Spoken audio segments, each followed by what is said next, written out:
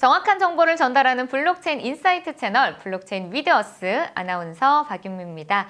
자, 오늘도 저와 함께 이야기를 나눠주실 블록체인어스 편집주간이자 스타즈그룹 부사장님이신 김상우 이사님을 모셨습니다. 안녕하세요, 이사님. 네, 안녕하세요. 네. 금융위원회 산하에 가상자산 검사과가 신설된다고 합니다. 금융정보분석원 직제 개정령안이 14일 국무회의를 통과했고, 이에 따라서 개정령안이 공포되는 17일 가상자산 검사과가 문을 열 예정이라고 하는데요. 자, 금융위원회에서 드디어 이 코인 전담 부서가 생기는 거네요. 네, 그렇습니다. 우선 정부는 금융정보분석원에 가상자산 검사과를 신설하여 특정 금융거래 정보의 보고 및 이용에 관한 법률 개정에 따른 가상자산 사업자 관리, 감독과 제도 개선, 자금 세탁 방지 등 법정 사무를 전담하기 위한 부서가 생기는 것인데요. 그동안 금융자산과 관계된 전담 부서가 없었고 대신 전자금융과에서 담당했었는데 이번 직제 개편에 의해 실무 인력 9명으로 꾸려지게 되면서 특근법 등 가상자산과 관련된 업무를 담당하게 됩니다. 네, 당연히 규제가 논의가 되겠지만은 가상자산 검사를 하겠다는 것이 이 법의 테두리 안에서 관리하겠다라는 점에서 큰 의미가 있지 않을까요? 네, 그렇습니다. 규제는 당연한 수순이겠습니다만 이렇게 합법화가 되면 투자자도 보호받을 수가 있고 사업도 투명하게 이루어질 수 있기 때문에 향후 가상자산 시장의 앞날에 긍정적인 영향도 크리라 봅니다. 네, 이 가상자산 검사과 신설로 인해서 시장의 투명성과 안전성이 보다 높아지는 계기가 되었으면 좋겠습니다. 자, 이에 관련해서 이 영국 우체국이 신원 확인 서비스 이지 아이디를 통해서 암호화폐 구매 기능을 지원할 예정이라고 하는데 이게 어떤 소식인가요? 네, 영국 우체국이 이지 아이디 인증 앱을 통해 암호화폐를 구매할 수 있는 옵션을 도입한다는 것인데요.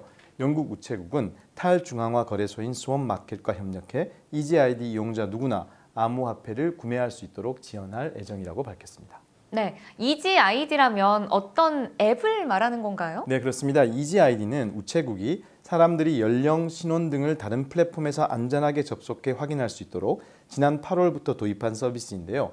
영국 우체국은 지난 8월 디지털 아이디 인증 회사인 요티와 파트너십을 통해 이지 아이디를 출시했으며 이로 1만 1,638개의 우체국 지점을 포함하여 영국 전역에 2만 5천 개 이상의 위치에서 사용할 수 있다고 밝혀졌습니다. 네. 아니, 뭐 우체국에서 직접 암호화폐를 살 수 있다니까 너무 신기한데요. 네, 이용자는 이지 아이디에서 암호화폐 바우처를 구입한 후 스왑마켓에서 바우처를 비트코인 등으로 교환하거나 스왑마켓에서 직접 암호화폐를 구입하는 것도 가능하다고 합니다.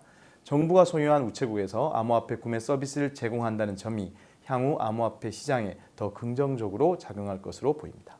네, 그럼 지금 말씀하신 이 스왑마켓의 역할은 뭘까요? 네, 스왑마켓은 인증앱 요티와 제휴해 이지 아이디 모바일 앱 사용자에게 신용카드 또는 은행 송금을 통해서 비트코인 및 이더리움 바우처를 구매하는 안전하고 쉬운 방법을 제공할 뿐만 아니라 세계 최초의 라이선스된 디파이 플랫폼에 액세스할 수 있다고 밝히는데요. 매체에 따르면 영국 우체국은 판매된 상품권에 대한 수수료는 받지 않지만 아이디 인증 소프트웨어의 사용료는 스왑마켓에 지불하게 된다고 밝혔습니다.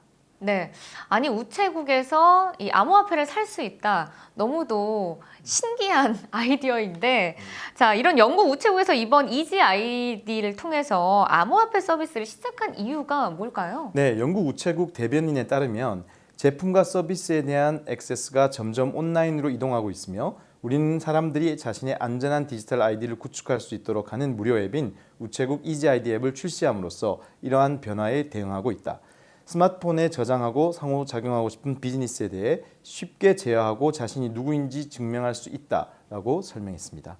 이미 투자를 하기로 마음먹은 사람들이 우체국이 아니라 다른 수단을 통해서도 투자를 가능하게 되어져 있지만 다만 우체국에서 암호화폐를 구매할 수 있다는 상징적인 역할이 상당히 클 것으로 기대되고 있습니다. 네, 엘살바도르에서 암호화폐를 법정화폐로 채택했다는 소식에 이어 영국 우체국 앱에서 암호화폐 구매 서비스를 제공할 것이라고 밝혀 이제는 각국의 중앙정부에서도 암호화폐에 대한 관심이 더욱 높아지는 가운데 앞으로 암호화폐 생태계에 큰 변화가 예상됩니다.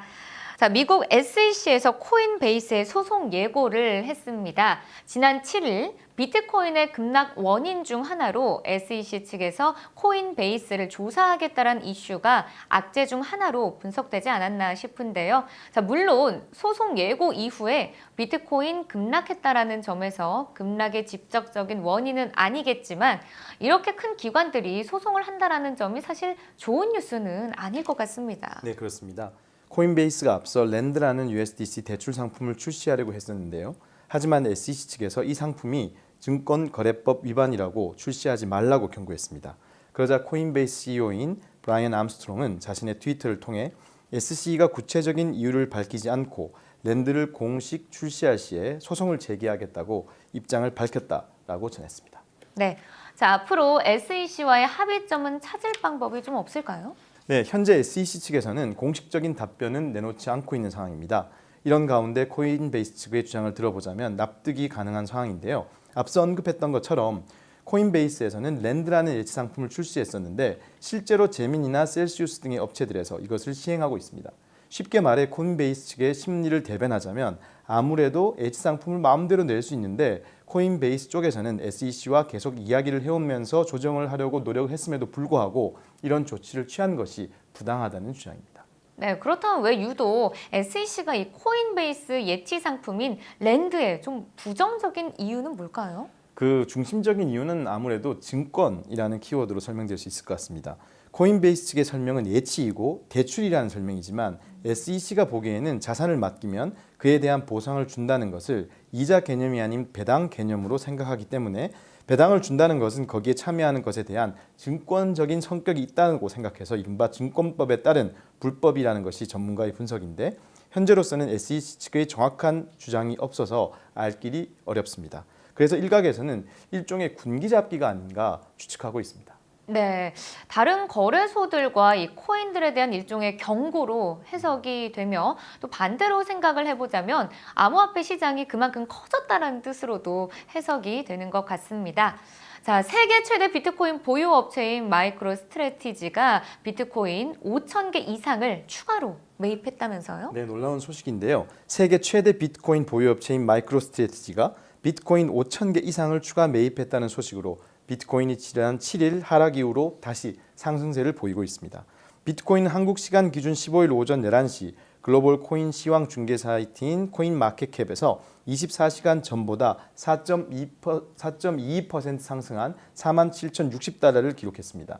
이날 비트코인은 최고 47,394달러, 최저 45,010달러 사이에서 거래가 되었습니다. 네, 자 그럼 마이크로 스트래티지에서 이 매입한 규모는 얼마나 되는 건가요? 네, 마이크로 스트래티지는 모두 11만 4,042개의 비트코인을 보유하게 되었는데요. 이번에 5,050개의 비트코인을 추가적으로 구매한 것을 합친다면 비트코인 구입 가격은 평균 2만 7,713달러로 총 31억 6천만 달러로 현재 시장 가치로 환산해 볼 때 51억 달러, 약 6조 원에 이릅니다. 현재 시가로 놓고 봤을 때 시세 차익도 2조 원에 달합니다. 와, 아니 6조 원이면 현재 지금 한국의 이 GDP죠. 이 GDP를 좀 추월하는 가격인데요. 자, 이 회사의 대표 마이클 세일러는 돈이 생기면 비트코인을 사겠다고 하시더니 정말 다 사시네요. 자, 이 소식 이후에 비트코인이 더 상승하는 듯한데 또 다른 호재가 있을까요? 네, 파이낸스 매그네이츠가 센티멘트 데이터를 인용한 것에 따르면 1만 개에서 10만 개의 비트코인을 보유한 고래 주소가 지난 4일간 5만 비트코인을 매집했다고 전했습니다.